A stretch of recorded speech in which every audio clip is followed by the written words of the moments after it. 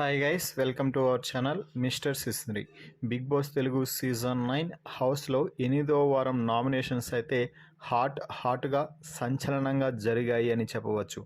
ముఖ్యంగా ఇప్పటి వరకు ఎలిమినేట్ అయ్యి బయటకు వెళ్ళిపోయిన కంటెస్టెంట్స్ అందరూ కూడా ఒక్కొక్కరుగా బిగ్ బాస్ హౌస్లోకి వచ్చి నామినేట్ చేసి రచ్చ చేసి వదిలిపెట్టేశారనే చెప్పవచ్చు.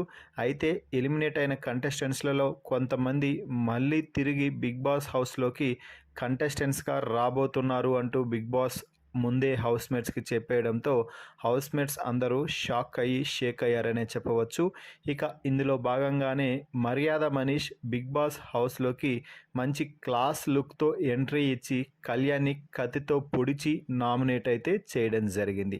ఆ తర్వాత కళ్యాణ్కి ఇచ్చిన ఇన్పుట్స్ని కానీ కళ్యాణ్ ఖచ్చితంగా డీకోడ్ చేసి అర్థం చేసుకోగలిగితే ఈ సీజన్ విన్నర్గా నిలిచే అవకాశాలు పుష్కలంగా ఉంటాయి. కళ్యాణ్ని నామినేట్ చేసిన తర్వాత మర్యాద మనీష్ మాట్లాడుతూ, కళ్యాణ్ నీకు వీకెండ్లో కొన్ని వీడియోలు ప్లే చేసి చూశావు కదా అని అడిగితే చూశానన్నా అంటూ చెప్పాడు.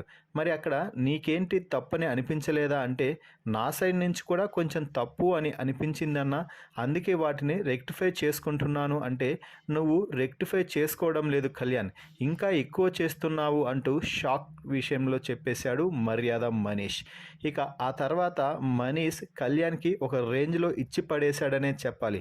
కళ్యాణ్ నీకు మాత్రమే వీడియోలు చూపించారు, ఇంకెవరికి వీడియోలు చూపించలేదనుకుంటున్నావా? అందరూ వీడియోలు చూశారు. వీడియోలు చూసే నిన్ను ఎలా వాడాలో అలా వాడుకుంటున్నారు. నువ్వు చేసేది మంచి అని నీకు అనిపించవచ్చు, కానీ వేరే వాళ్ళు వీడియోలు చూసినప్పుడు అక్కడ తప్పు అని కూడా వారు చెప్పడం అయితే జరిగింది. అది మాత్రం నీకు తెలియదు. మంచిగా ముద్దుబాటలు చెప్పి చెవిలో మందార పువ్వులు పెడుతున్నారు. ఇది నేను చాలా సింపుల్గా చెప్తున్నాను, కానీ విషయం మాత్రం చాలా పెద్దది అంటూ కళ్యాణ్కి అర్థమయ్యే రేంజ్లో చెప్పడం అయితే చెప్పేశాడు మర్యాద మనీష్. మరి మర్యాద మనీష్ కళ్యాణ్ని నామినేట్ చేసి చెప్పిన ఈ పాయింట్స్పై మీ అభిప్రాయాన్ని కామెంట్స్ రూపంలో తెలపండి. మరిన్ని బిగ్ బాస్ లైవ్ అప్డేట్స్ కోసం మన ఛానల్ని చూస్తూ ఉండండి. Please subscribe our YouTube channel mister సిసింద్రి.